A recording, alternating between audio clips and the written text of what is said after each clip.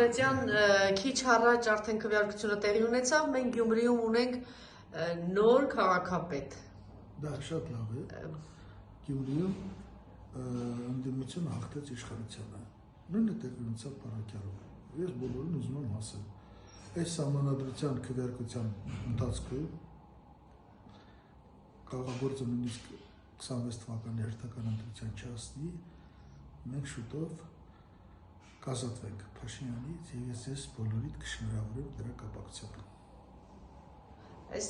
նախերգանքներ, հա, կարելի է այդպես ասել, Գյումրի նախերգանքներ։ Գյումրին այո։ Ինչ ցույց տվեց Գյումրին, որ հիմա արդեն այո։ Երևանում էինք հաղթել, ես ուզում եմ այո, այո։ Երևանում այդ հաղթանակը ընդդիմության ձեռից փախցրեցին Վարդան Ղուկասյանն ու Հայկ Մարությանը։ Դե ասեք հետո դոգ մականունով, թե չէ շփոթել մական։ Չէ, Վարդան Ղուկասյանը հա դոգի մասին է խոսքը։ Ինքը եւ Հայկ Մարությանը փախցրեցին, փոշիացրեցին։ Հա, իրականում ընդդիմությունը հաղթել էր, հա։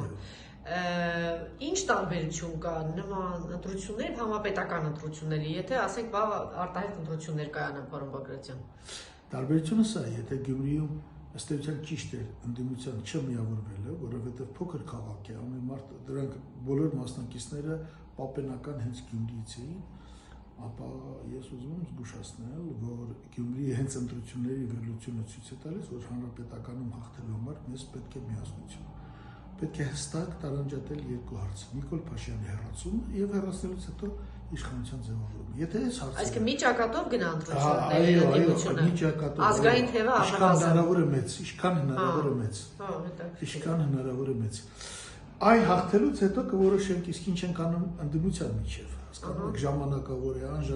անժամկետ է եւ այլն։ Սա դասն է, սա Գյումրիի դասն է, սա Փարաքյալի դասն է։